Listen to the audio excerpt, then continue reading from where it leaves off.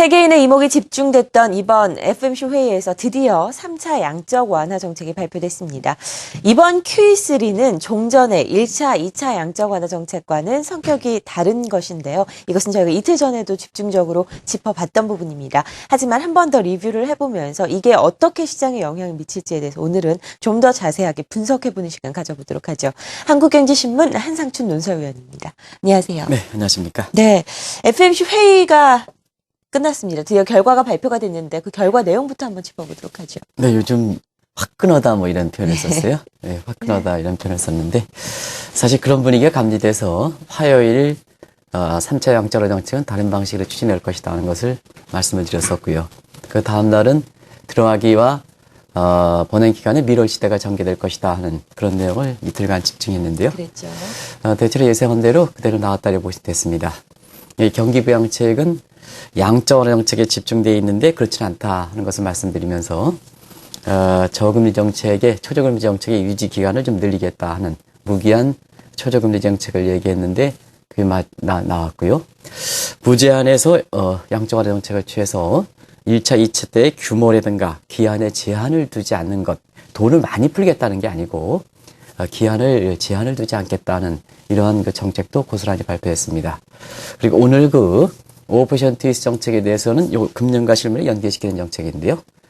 무제한 양적 완화 정책 이상으로 5% 트위스트 정책을 상당히 강조하는 모습을 이렇게 보면 역시 금융과 실물 간의 연계도 강화시키겠다 하는, 그래서 이번 정책은 아주 뭐 화끈하다 하는 이런 정책은 바로 금리와 양적 완화 정책과 그다음에 질적으로 개선한 정책이 복합적인 경기 부양책을 추진해서 역시 구렛나루가 가지고 있는 사람들은 역시 성격이 강한 것 같습니다. 그래서 아마 화끈한 정책을 취한 것이 아닌가 생각합니다. 네, 초저금리를 2015년 중반까지 유지하기로 했고 또 새로운 국채 매입 프로그램도 발표가 됐습니다. 종전의 오퍼레이션 트위스트 이어가기로 했고요. 이런 여러 가지 어떻게 보면 이것이 버냉기 패키지죠.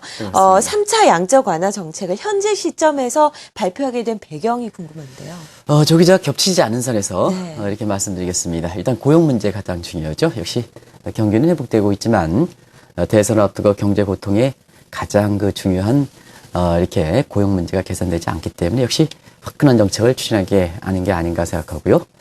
역시 이 글로벌 공조에서 위기를 풀어갈 때에는 ECB와 정책적 공조하는 것도 상당히 중요합니다. 그래서 들어가기의 입장과 거의 고스란히 똑같은 정책들이 발표했다 이렇게 보시면 됐습니다. 그리고 통화 정책은 시차가 중요하거든요. 통화 정책은 재정 정책과 달리 이 트랜스미션 메커니즘에서 시기가 나중에 나타납니다. 효과가. 그런 각도에서는 이번에 사실은 이걸 풀어가지 못할 경우에는 대선 결과 나오고 대선 결과 나오면 사실상 내년 1월달, 2월달, 3월달은 연장된다는 거 아니겠습니까? 그런 각도에서는 시기적으로 보면 선제성을 감안해 볼 때 또 대선 일정을 감안해 볼 때 9월이 적기였지 않았냐 하는 생각이 들고요. 무엇보다도 오늘 버냉키 회장이 화끈하게 들고 나온 데는 그동안 버냉키 회장이 추가 경기 부양 한다 얘기하면서도 나토, 즉 행동이 옮기지 않았다는 비판이 있었지 않습니까? 네. 그리고 최근에 보면 미국 경제에서 보면 이 1930년대 에클스의 실수라고 해서 너무 이렇게 경기 부양책이 추진하지 않다 보니까 너무 낙관한 게 아니냐 하는 각도에서 이 에클스의 실수에 대한 어떤 이런 얘기가 나왔었거든요.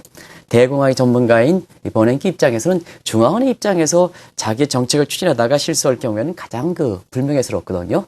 그런 각도에서는 이 에클스의 실수도 인식하고 나토의 비판도 인식해서 이번에 화끈하게 정책을 들고 나왔다 이렇게 보시면 됐습니다. 네, 저희가 이틀 전에 다뤄봤던 부분인데요. 3차 양적 완화 정책이 추진될 경우에는 1, 2차 양적 완화 정책과는 좀 다른 형식이 될 것이다라고 예상을 저희가 했었습니다. 그렇습니다. 어떤 방식으로 추진이 되고 있습니까? 1차, 2차는 선셋 크로스죠. 네. 일몰정이죠. 그래서 규모라든가 기한이 제한되어 있습니다. 근데 규모라든가 기한이 제한되어 있으면 말씀대로 누수 효과, 드레인 이펙트 때문에 대통령제 온임의 마지막 2년차가 레임덕 현상이 나타난 것처럼 그렇게 효과가 나타나지 않거든요. 왜냐? 경제 주체들의 기대가 꺾이기 때문에. 오늘도 이제 조 기자께서 중요한 지적을 해주셨습니다. 플라시보 효과다 이런 표현을 썼는데요. 네. 역시 경제 주체들의 기대를 살리는 게 굉장히 중요합니다. 그런 측면에서는 이 규모라든가 기한에 있어서는 제한을 두지 않을 것이다 하는 것을 말씀드렸는데요. 오늘 발표가 규모라든가 기한에 있어서는 정확하게 제한을 두지 않았습니다. 시청자 여러분께 다시 한번 말씀드리면 무제한이다 해서 돈을 일부 사람이 무제한 풀겠다 하는 이런 것은 아니다 하는 것을 말씀드립니다. 선시드 크루스의 규모라든가 기한에 제한을 푸는 상태에서 제한 둔 것을 제한을 푼다는 상태에서 무제한이다 이런 정책을 갖고 있다고 보시겠습니다. 사실 인플레도 미국 시장의 고질적인 문제 중에 하나입니다. 이번처럼 양적 완화 정책을 강력하게 추진한다면 뭐 중앙은행의 목표죠. 이 물가 안정 같은 경우에는 어떻게 되는 건가요? 사실 어제 우리나라의 그 기준금리가 동결됐지 않습니까? 네. 아마 오늘 그 금통위원께서 오늘 화끈한 양적 완화 정책 이 정책을 추진했을 때 아마 좀 생각할 대목이 많지 않겠느냐 생각합니다. 뜨끔하셨을 것 같습니다. 사실 지금 이렇게 보면 중앙은행 목표가 확실히 바뀐 것 같습니다. 우리가 이제 일전에 중앙은행도 변신한다. 변신해야죠. 환경이 바뀌었으니까.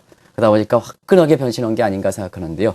물가보다는 성장을 중시한다. 중앙은행 목표가 이렇게 바뀐 것이 확실하게 이번에 드러났다고 보실 수 있고요. 네. 그래서 다소의 물가 부담이 있다 하더라도 지금은 경기 부양, 국민의 경제 고통 지수, 경제 고통 지수에서 가장 중요한 것이 뭐냐? 국민들이 지금 아주 뼈아픈 게 실업률 아니냐 하는 상태에서 실업률을 그치기 위해서 화끈하게 경기 부양, 성장 쪽으로 갔다 이렇게 보시면 되겠고요. 통화정책 관할 범위에서는 리얼 섹터, 실물 경제만 생각하지 않고 오늘 그 공개시장 조작제 대상이 국채보다는 모기증권을 선택했지 않습니까? 네. 그런 각도에서는 자산시장까지 감안한다. 그래서 우리가 그린스본 독트린과 버냉키 독트린이 있는데 그린스본 독트린 실물경제, 그 다음에 버냉키 독트린 자산시장까지 감안했는데요. 이 부동산뿐이 감안하는 버냉키 독트린이 다시 한번 하게 됐다 이렇게 보실 수 있고요. 금리 변경은 확실하게 법치에 의한 통화론자가 주장하는 마니터리 룰에 의한 이런 그 금리 변경이 아니라 인치에 의해서 조정한다 하는 것을 말씀드리고요. 그 다음에 적정금리의 산출 문제는 테일러 준칙, 즉 정책 목표를 감안해서 성장을 중시하면 이 적정금리가 사실상 상당 부분 변경되는 이런 방식을 취했다 하는 각도에서 우리 그 금통위원께서 한 번 정도 이런 중앙은행의 변신한 대목에 대해서 오늘 결과를 갖고 한번 토론이 좀 있었으면 하는 바람입니다. 네. 미국 학계를 중심으로 요구되는 이 3차 양적 완화 정책을 추진하더라도 질적으로 또 선별적으로 저희가 취해야 할 부분은 취해야 된다라고 이 자리에서 강력하게 또 얘기를 하셨었는데요. 이번에는 이런 점 좀 의식했나요? 있었죠. 왜냐하면 1차, 2차 때는 국채 매입 방식이지 네. 않습니까? 국채라는 것은 양적 정책 중에서 일반적 보편적 정책의 유동성 정책입니다. 근데 오늘 국채 매입의 양적 완화 정책의 공개시장의 조작 대상을 모기증권으로 이렇게 했지 않습니까? 네. 모기증권은 어떤 의미냐면 지금 위기의 진원지인 주택시장 부분이 이렇게 살아나야 결국 위기감이 해소되면서 경제 주체들 미래에 대해서 밝혀오면서 기대심리를 확산시킬 수 있다는 내용이거든요.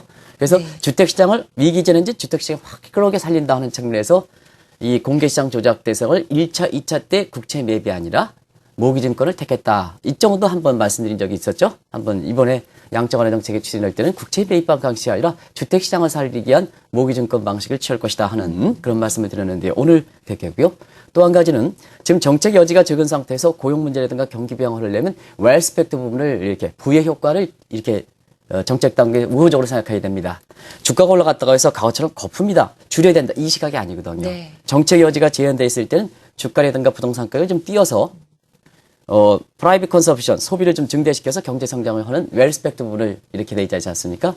그러면 부동산 부분의 웰스펙트, 부의 효과는 증시의 부의 효과보다 2배 정도 높습니다. 미국에서는. 그러다 보니까 이 부동산 부분을 화끈하게 살리는, 그래서 지금 상태에서는 경기를 풀어갈 때 위기의 진원지의 심리 개선 효과가 가장 크다는 점. 왜냐? 위기의 본질적 근원지이기 때문에 요게 개선하면 그 어느 보다도 심리 개선 효과가 크다는 점.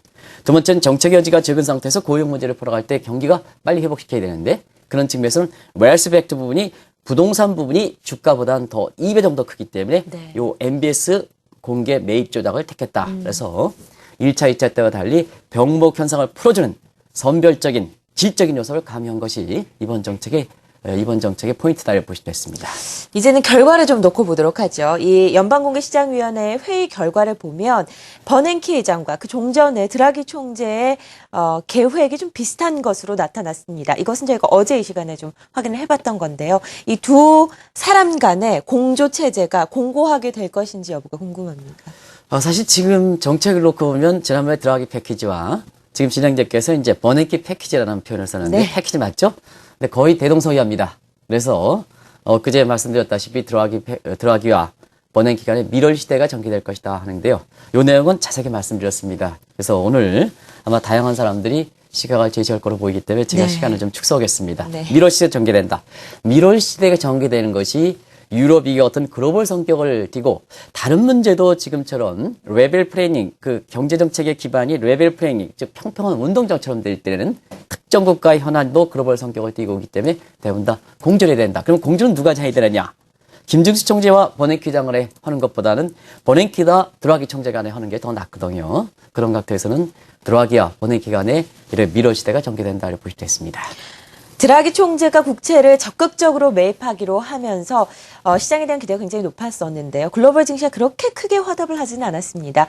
QE3가 발표되면서 다우지수는 200포인트 넘게 일단은 올라 있는 상황이고요. 증시는 어떻게 움직일 것을 예상하시나요? 아까 조 기자께서 중요한 지적을 해주셨는데요. 반짝 효과다 이런 표현을 썼는데요. 사실상 오늘 패키지 내용을 보면 화끈한 정책이기 때문에 과거의 모습 보면 다우지수가 한 300에서 500포인트는 올랐어야 된다. 네. 근데 지금은 정책이 발표될 시점에 한 200포인트 정도 오르다가 그 위에 시장에서는 그냥 200포인트로 그대로 고스란히 유지되는 모습을 아마 시장 흐름을 보는데요. 그만큼 화끈한 정책은 부작용도 있는 겁니다. 그래서 또 화끈한 정책이 나오게 되기 위해서는 그만큼 경기 여건이 안 좋다는 얘기입니다. 우리가 이 화끈한 정책을 추진하는 배경에 대해서 시청자 여러분 잘 보시기 바랍니다.